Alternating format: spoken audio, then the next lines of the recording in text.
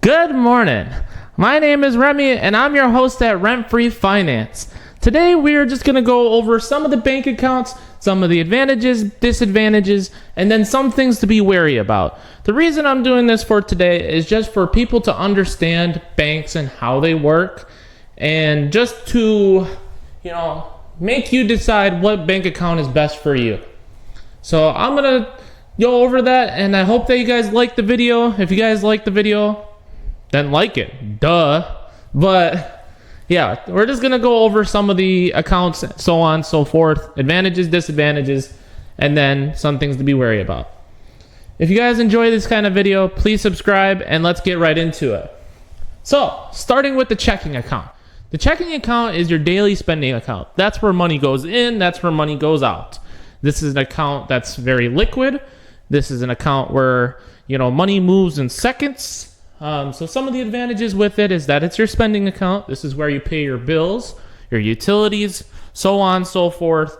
You want to go get popcorn at a movie, this is the account where you spend money.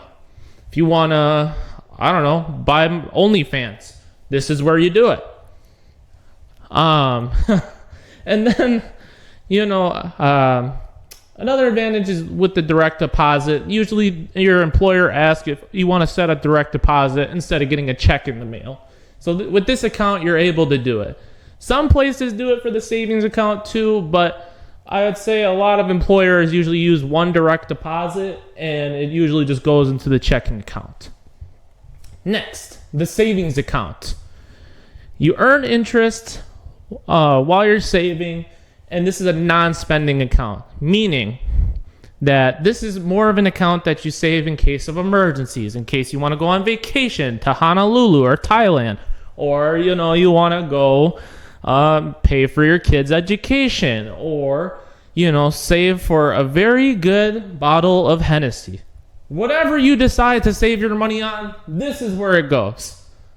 I don't know why I picked Hennessy, but it is what it is. Some of the disadvantages with this account. Usually this is a low interest account. I know people are in the comment, what about the high yield savings account? What about the high yield savings account? Yes, well, we'll go over it, in a different video. But a lot of people who are just have general knowledge or have general questions are going to be looking at their basic savings accounts. So this is usually a low interest account. And in addition to that, the interest that you get is taxed. Is that going to come with most products? Absolutely. There's some products that are excluded from it, but we're not going over that today. So just think of it as your emergency fund spot. This is where, you're saving money for a big event. The next account is the money market account. This is an account that earns a little bit more interest than, let's say, your savings account, and it's kind of a hybrid between your checking and savings accounts. So, and why do I say that? Well, because some money markets may have check writing privileges. So you could write a check to cash and then to go forward with your day. What are some of the disadvantages with this account? Well, there's balance and transaction limits. You can't just take out all your cash. It's not as liquid as, let's say, checking and savings account, where I can go and I'd be like, hey, I want to withdraw $20,000. I want to get a check for $45,000 if I have that in my bank account. Right now, the pockets are a little bit empty, but we'll get there. And so it makes it kind of difficult to take money out. It's not as liquid. And then the interest that you earned is taxed as ordinary income. So whatever you make salary, that's how much you're going to get taxed on. The 18, whatever. There's a chart. I'll put it here. That's how much you'll get taxed on based your earnings. And then finally, the certificate of deposit. This is what banks usually offer, aka the CD. This is an account that earns interest and at a fixed interest period. Why is this interesting to investors? Or not even investors, just people that are at the bank. Because the bank is obliged to pay you back that fixed interest. So if you go to the bank and you see that the interest rate is at 4%, they have to pay you 4% of whatever you put down. Why do people do this? Well, if we're in inflationary periods, banks need to hold cash. The market's going too fast. So what the banks do is they raise the interest of these accounts so then you can invest and keep money in the bank to slow down the economy. Therefore, with that, they have to pay you. And let's say that all of a sudden inflation goes down, money is opening up more for spendings. These bank accounts, or banks in general, are just not going to give you that high of an interest. So if you have a fixed interest of 4%, they have to pay you that whatever time period you select. That can be a couple months, that could be several years. That's however you decide. And then just some of the disadvantages with the CD. Early withdrawal penalties. So this is money that is fixed. This is money that has to stay in those accounts. And if you want to take it out, well, you're going to get a penalty for it. I'm off the top of my head, I don't know exactly what the penalties are. I think it's by day to day. I'll have a little article going over it, and maybe editor, Remy can step in here. But the early withdrawal penalties, you will get them if you decide to take your money out early, which is kind of a pain, but it is what it is. Again, money is locked. So if you decide to go with a lower interest rate, and let's say inflation keeps rising, then the banks are going to hire higher interest than what you have. So you're not making as much money as, let's say, Bob or Gary, who decided to invest today as to you investing, 6 months ago. So that's just a disadvantage. And then again, just interest is taxed as ordinary income. Same old, same old. That's more for wealthier investors. But for your general knowledge, yeah, your money is getting taxed on whatever you earn. Then, what to be wary of? First things first, bank accounts have to disclose that there's minimum monthly fees, if they have them. Some bank accounts don't have them, like your basic checking and savings. They might have them. That just depends on which bank institution that you go to.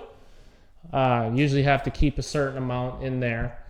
And yeah, just be wary because you don't want to get charged fees every month. Yada, yada, yada. FDIC insured. This is important. This is the Federal Deposit Insurance Corporation. Meaning that if the bank was ever to default and shut down, such as Silicon Valley a year or two ago from now, they insure you up to $250,000. Meaning that if you had $250,000 with, let's say, Chase, and Chase were to default, they would give you that $250,000 back insured. But if you had $300,000, then you're still down that $50,000. And that's per depositor, per bank. So you could have two bank accounts, or you could have two different banks that you bank at, and if they were both to happen to default, it's $250,000 per bank. So that's why some people keep multiple banks, in their portfolio, just due to that reason. One of the other things, balance requirements. Some banks incentivize more money in their accounts. Meaning if you have $100,000, you may get certain benefits with having that account. While that's nice and all, you have to keep those balances. If you drop below those balances by your statement date usually, then you're going to get hit with this monthly fee. And that's not good for any of us. We're not happy as a customer, and the bank makes money off of you. I don't think we like that. And then, being a banker, they don't like dealing with angry customers. So it's kind of a lose-lose, and just make sure that you read everything. And then finally, liquidity. Liquidity is how quickly you can make something turn into cash, as I like to say it. So with a checking and savings account, that's your cash. That is cash. You could take that out whenever you want to. I can go to the bank and say, hey, I want to make a cashier's check for $25,689. I can do that if I have the money, of course. I wish, man. Pockets are empty, but I mean, I'm just the host, man. Just give me a break. But yeah, anytime you want to take money out, you can. However, if you have some accounts, like let's say the CD, it's liquid, but you're gonna get, you're gonna get your fees. Money market account, you can only take a certain amount at a certain time.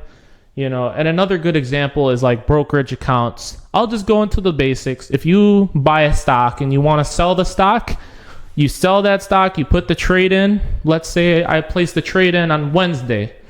I won't get the cash for the account to take out until Thursday. So you can't get your money up right away. And let's say you place that trade on Friday where you want to sell your stock.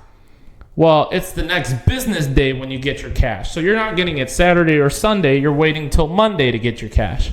So not as liquid as, let's say, your checking or savings account. So just be wary of what accounts you're going into. Just be wary of all this. Understand which accounts are what and what you would be interested in.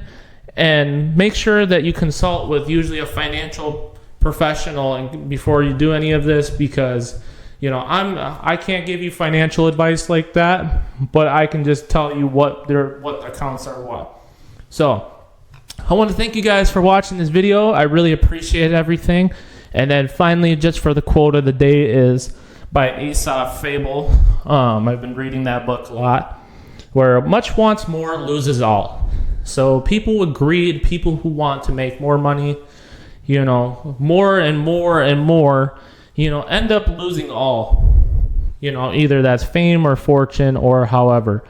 A good example is gambling, in which, maybe you win a bet or something and you're up, I don't know, let's say you start with $100 and you turn it into 200. Well, now you want to flip it and turn it into 4. Usually that kind of mentality means you're going to lose it all. So just be consistent, be careful, place your money in stuff that's more safe. So I want to thank you guys again for watching this video. If you guys like this video, please subscribe to the channel, as I'm trying to grow this channel to 100 subscribers, and I can't do it without you. So thank you guys, and you guys have a good rest of your day. Bye bye.